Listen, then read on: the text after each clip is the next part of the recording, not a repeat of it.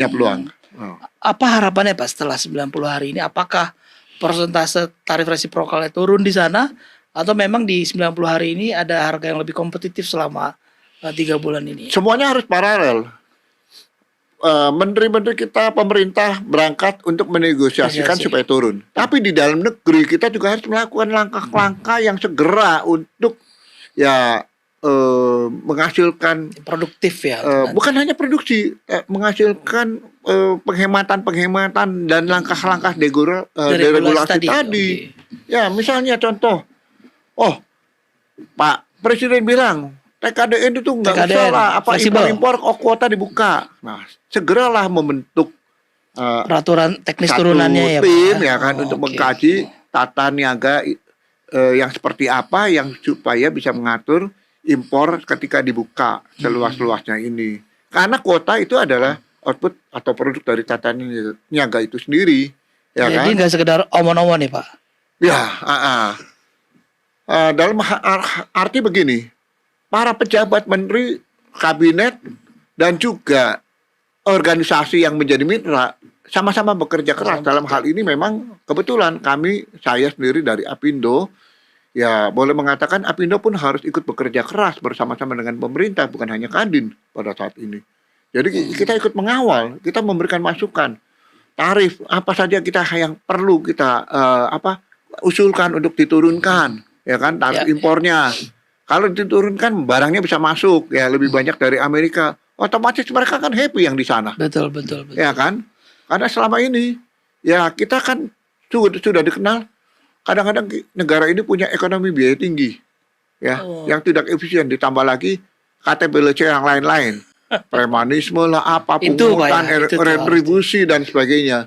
Tiap wilayah ada premanisme sendiri. Yes, jadi hal-hal itulah yang menjadi kendala selama ini sehingga kita sepertinya tidak efisien. Kemarin disebutkan Pak Menko Erlangga kita lah buat membantu posisi kita di mata Donald Trump bahwa kita akan belanja lah sekitar 19 miliar ke Amerika.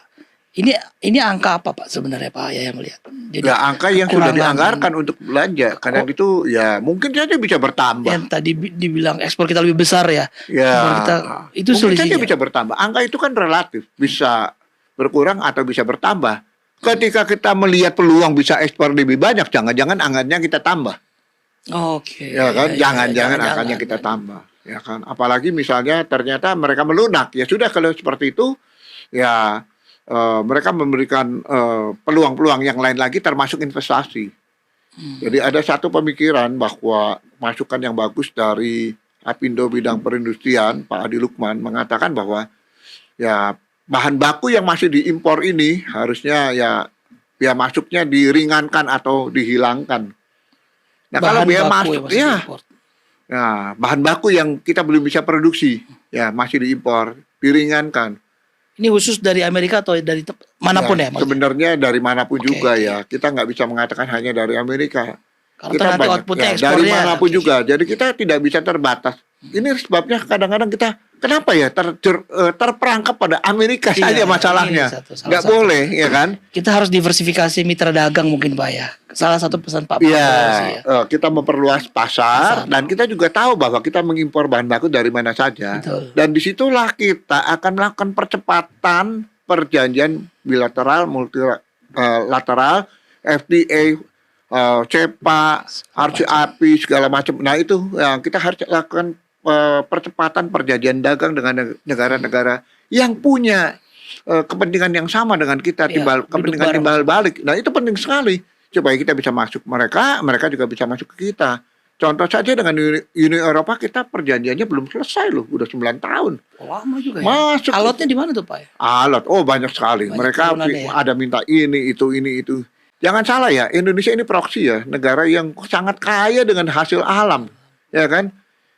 Kalau kita bisa mengolah semuanya dari A sampai Z itu otomatis Indonesia ini bisa jangan-jangan menjadi Indonesia emas lebih cepat daripada 2045 loh, ya kan? Oleh karena itu mereka juga pandai, mereka lihat itu smart, melihat kalau Indonesia diberi kemudahan macam-macam, didukung macam-macam, jangan-jangan mereka ini itu poinnya ya, ini lebih geopolitik jadi ini lebih cepat lagi Indonesia menjadi negara maju, menjadi superpower baru. Baru. Pasti Makanya dipersulit kita di beberapa ini kan. sebenarnya nggak dipersulit ya. Saya tidak ingin memperhalus bahasa dipersulit lah. Ya, kadang-kadang kita terlalu vulgar mengatakan dipersulit, enggak lah. Ini bahasa Cuma- netizen yang Iya. jadi hal ekonomi berarti Pak. Nah, mungkin karena kita ini terkenal orang Indonesia tuh santun, ya kan? Betul, betul. Santun, jadi kita nggak dipersulit, cuman kayaknya kok tidak dipermudah. Orang Cirebon pada bahaya Pak ya. Iya, sama. Ya, karena tidak dipermudah, kenapa nggak dipermudah? Ibarat kata gini, Gimana? kalau penjajahan itu Mm, mendidik bangsa supaya nggak pintar, supaya tetap terjajah. supaya Kalau tidak terjajah secara politis, akhirnya secara ekonomis. Oh ya, Iya kan? ya betul betul. Ya, ini bisa dijadikan satu Bahasa-bahasa. bahasa baru. Memang begitu yang terjadi. Pak tadi dibahas soal bahan baku ya kelonggaran. Tapi yang terjadi sekarang gimana nih Pak? Masih mahal gitu, masih banyak biaya sana sini. Banyak lah. Udah Karena disampaikan. biaya masuk ya.